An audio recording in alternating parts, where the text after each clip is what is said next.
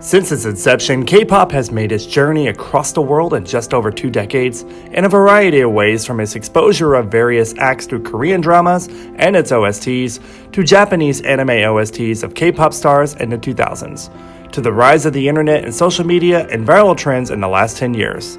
However you look at it, K-pop's presence and influence has reached and touched the lives of many in the 21st century depending on where you come from. Everyone has their own story, but your country of origin might have had a reason to how you discover K-pop, how you perceive it, and what has drawn you into it. Hello everyone, my name is Derek, otherwise known as DareDB, and for this special collaboration video, I teamed up with another K-pop YouTuber, InternetsNathan, to bring you a look at how K-pop has found its way into the hearts of many across the world, with an in-depth look at how various countries perceive K-pop, their initial exposure to it, why they like it, its trends and success rates in different parts of the world. Hey everyone, I'm InternetsNathan, and I'd like to thank DareDB for having me on his channel today. I have my own K-pop YouTube channel, with my most popular series being the What Happened series, where I take a look at K-pop groups or idols who have seemed to disappeared or disbanded. Now be sure to subscribe to my channel and hopefully you'll find something you'll like. Now for this video, I'd like to thank you all, because a while ago we shared a survey asking your input on K-pop and received a lot of responses. We had an outstanding 2,000 plus submissions from all around the world, which is perfect and a huge help in making this video possible. Thank you all again.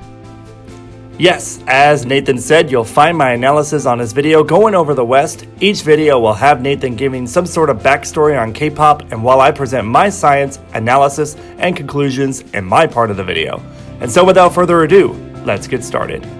So now I'll be covering how the East first witnessed K-pop. In my video about the West, you'll learn here that the East has a vast difference on this topic. When K-pop began, it was mostly dominated by idols from Korea. It still is today, but slowly as K-pop grew, so did the talent pool. Companies began looking for talent outside Korea and targeting specific markets by finding trainees in those countries, with groups like Super Junior who introduced the first Chinese member back in 2005. More and more since then, companies have been debuting multinational groups. K-pop idols have been handpicked from all over Asia: China, Japan, Taiwan, Thailand, and the Philippines, just to name a few. When there is an idol from your country in K-pop, you tend to be proud and show your country's national pride for that idol.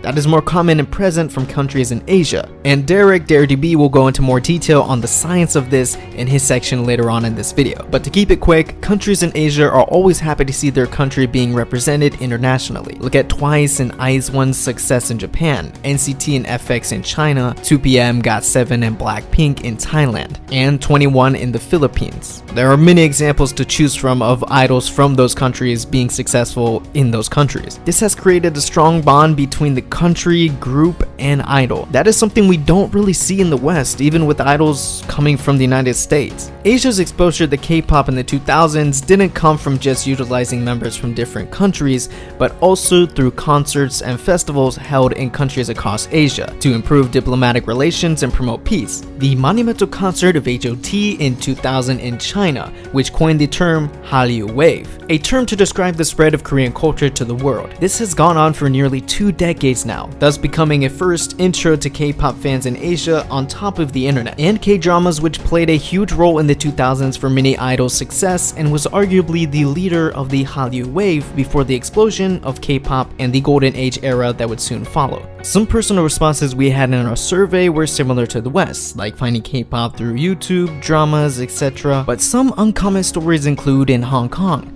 where they were broadcasting K-pop on a local television station, while in Indonesia, K-pop was already popular. Or like I mentioned before, in the Philippines, where Dara from 21 was extremely popular, and everyone knew about 21 because of it. And a lot of people just basically growing up and listening to K-pop. And of course, even Friends were a great source, like I mentioned in my piece on the West video. So be sure to check it out if you haven't already. But of course, there were so many unique reasons shared from those in Asia on how they got into K-pop. When it comes to Asia and K-pop, the countries outside of Korea throughout the 2000s were exposed to the genre in different ways compared to the West, as Nathan discussed. Perceptions are different, how they view the music is different, and this brings me to a sociological theory we can discuss and apply here. It's called the cultural distance theory. Oftentimes, it is a concept widely used to apply towards international business in terms of entry mode and performance, for example. With K-pop and its attempts to enter other markets outside of Korea, various concepts within cultural distance can be applied. It could be argued that the cultural distance between Korea and Asia is shorter than it is between Korea and the West for a variety of factors, such as geographical location, cultural values, language, appearance, music industry, and so much more.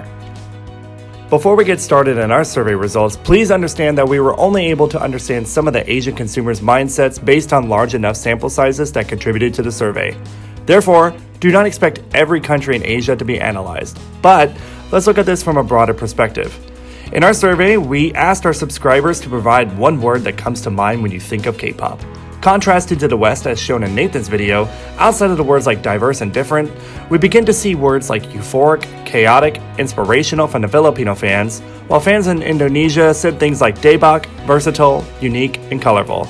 Something that I found interesting in that Indonesian and other fans from Asia were more prone to using Korean slang words like daebak to describe the genre, a characteristic that proves fans from Asia are more likely to take on the language that's culturally closer to them. I mean, yes, there's plenty of Western fans who love saying the go-to Korean phrases like sarange, oppa, and daebak too, but it can be argued that Asian countries have been exposed to Korean culture longer and have adopted such phrases for a longer period of time compared to the West. Moving on, the most popular word from Malaysia to describe K-pop was energetic, interestingly. And with our recent survey, our samples from other countries like Japan and China were a very small sample and too limited to calculate. Sadly enough, not enough to make an accurate 2019 assumption, but luckily for me, although, I did do my own research in Japan for my master's thesis in 2014 with the same exact question and also with a much larger sample size. And so when I asked this question 5 years ago to Japanese fans, many responded with words like life, using the kanji that meant that K-pop gives them life and an energy source to them, as well as words like energy, best, uplifting, collective, colorful, and awesome. Another country in Asia that I want to briefly discuss is the amazing growth of India and its future influence when it comes to K-pop. Back in 2007, only just over 40 million residents had access to the internet in India. By 2010, it grew to 134 million, and now there are 560 million users today, making it now the second largest online market in the world behind China. It's a country that has now taken on a significant cultural change in regards to mobile users and social media in just the last few years. Back in just 2010, the active internet users took up just 10% of the country's populations. Projections put the internet population in India to be just over 635 million by 2021. I can go on and on about the analysis behind India, and one that I would be more interested in researching and analyzing in the K-pop aspect. But when it comes to K-pop, they're a country that has mostly discovered it in recent years like the West. More recent than many of the Western countries, actually. Therefore, their word choices were more aligned with Western fans with descriptions like unique, diverse, and amazing as well. India is a new and upcoming music market that could see tremendous changes as K-pop's approach to India could be a new music market to tap into. And for those who follow my channel and my many predictions and analyses when it comes to K-pop music trends and sounds, I'm going to call it now. I bet you there'll be a Bollywood and Indian music influence trend coming to K-pop soon. I'm gonna put my money on it. Because when you look at the new groups Z-Boys and Z-Girls, for example, they have members with Indian nationalities. You never really know where K-pop is gonna go, but I see the Latin trend fading out, and I think Bollywood-like music being the next influencer in K-pop is in the queue.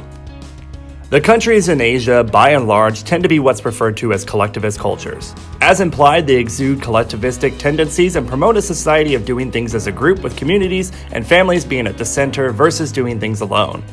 I discussed the individualistic cultural styles in the Western video on Nathan's channel, but it can be argued that K-pop has found the right balance in appealing to both cultural styles around the world.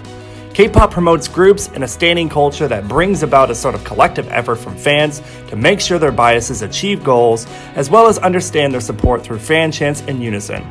This is what K-pop was founded on and has built a loyalty from fans and fandoms for decades. K-pop is obviously not going anywhere in Asia, as this genre has shown its staying power in the East even before the rise of the internet that K-pop capitalized on for the West. This is how K-pop is viewed from the Asian mindsets, and so be sure to check out how they compare to the Western consumers in Nathan's video. Hey everyone, thank you all so much for watching, and most importantly, thank you to those who took the time to fill out their submissions. Your contribution meant so much, and it was wonderful to read what all you had to write. So much to cover in just 2 videos. Hope you all had fun. Maybe we could do something later on down the road, but I hope you all enjoyed it and learned something along the way. Be sure to check out many more of my works on that channel. I cover a lot of other fun stuff about K-pop. Maybe you might be able to learn, and I get a very handy thing. I brought out the camera today, and I don't normally bring out the camera, but since Nathan's doing it, I feel like I have to do it, so here I am. Yay! So be sure to check out many more works. Hope you enjoy everything I have, and also be sure to check out the contribution on Nathan's channel. Hit those likes, subscribe, and all that fun stuff, and I hope to see more of you, and see you next time.